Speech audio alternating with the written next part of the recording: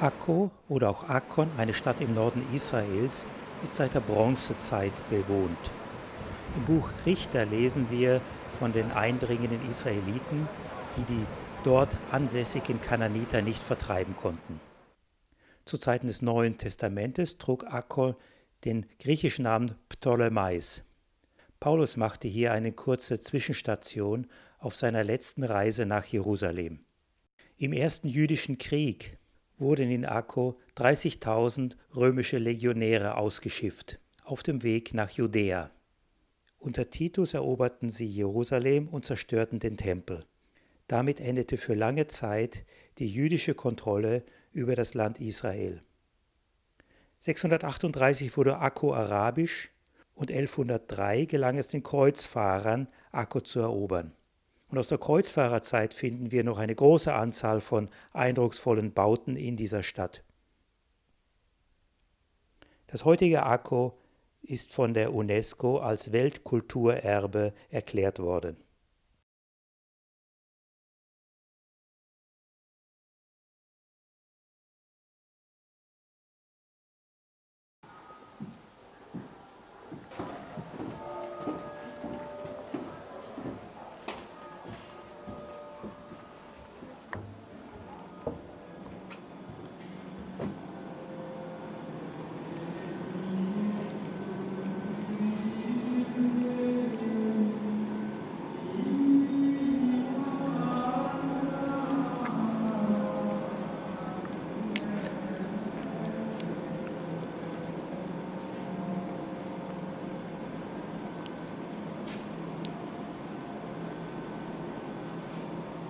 Die Herrschaft der Kreuzfahrer währte nicht lang. Schon 1291 fiel die Stadt wieder in arabische Hände und wurde später Teil des Osmanischen Reiches. Als dieses im Zuge des Ersten Weltkriegs zusammenbrach, kam Akko 1920 als Teil von Palästina unter britisches Mandat. Bis 1948 waren die Briten Herren im Lande. In der Balfour-Deklaration hatten die Briten den Juden eine Heimatstadt in Palästina zugesagt. Aber auch nach Ende des Zweiten Weltkriegs machten die Briten keine Anstrengungen, einen Teil Palästinas in jüdische Hände zu übergeben. Ganz im Gegenteil. Sie verhängten eine Seeblockade über die Mittelmeerhäfen, die es den jüdischen Organisationen unmöglich machte, Holocaust-Überlebende und andere Juden nach Palästina zu bringen. Und das führte zur Bildung von jüdischen Untergrundorganisationen bis zur Ausrufung des Staates Israel im Jahr 1948 aktiv waren und den Briten das Leben so schwer wie möglich machten. Die Zitadelle von Akko, die auf den Ruinen einer Kreuzfahrerburg erbaut worden war und schon im Osmanischen Reich als Gefängnis gedient hatte, wurden von den Briten als Hochsicherheitsgefängnis benutzt. Viele Angehörige der jüdischen Untergrundorganisationen, vor allem Haganah, Etzel und Irgun, waren hier inhaftiert. Heute ist die Zitadelle von Akko ein Museum. Man kann dort lebensnah nachempfinden, wie es zu Zeiten des britischen Mandats den gefangenen jüdischen Freiheitskämpfern gegangen ist.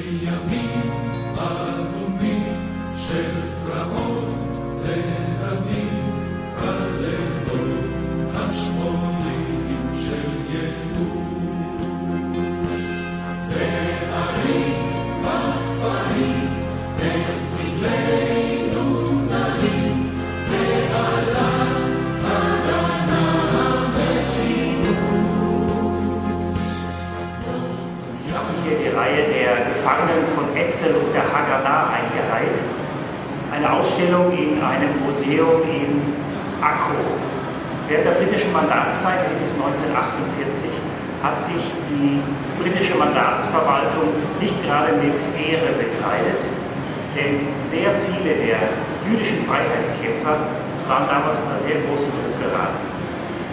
Damals, das war vor Errichtung des Staates Israel, gab es kaum Möglichkeiten für die jüdische Bevölkerung, legal in das Land einzureisen. Eine britische Blockade verhinderte die Einreise selbst der Holocaust-Überlebenden. Sie wurden in Konzentrationslagern interniert, zum Beispiel auf Zypern.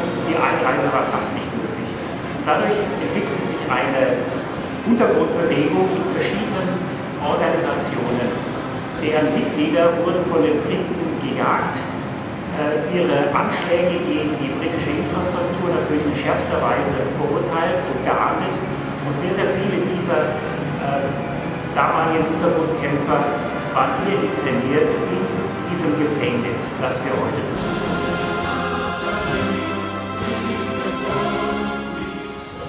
Folgen uns auf eine Zeitreise in die späten Jahre der britischen Mandatszeit in Palästina.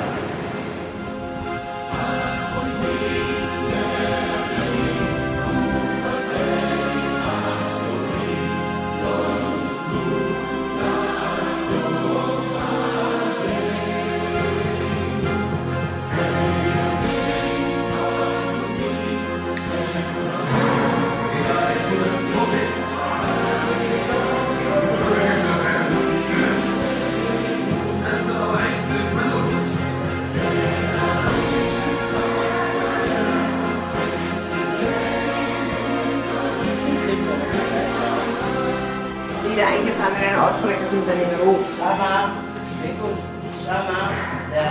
Das haben sie von den Nazis abgeschaut, diese verschiedenen Uniformen.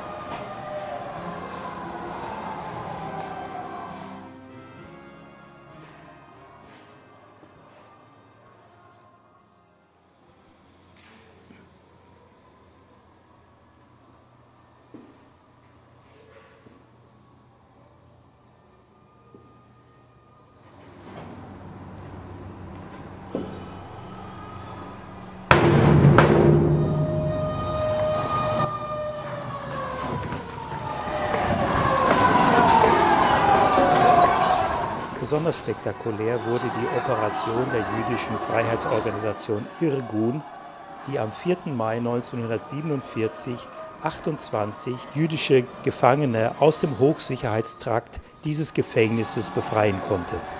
Vom angrenzenden Badehaus wurde ein Loch in die Mauer dieses Gefängnisses gesprengt.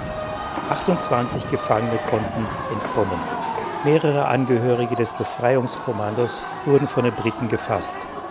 2 von ihnen wurden zum Tode verurteilt. Insgesamt wurden 9 jüdische Freiheitskämpfer von den britischen Behörden in Akko gehängt.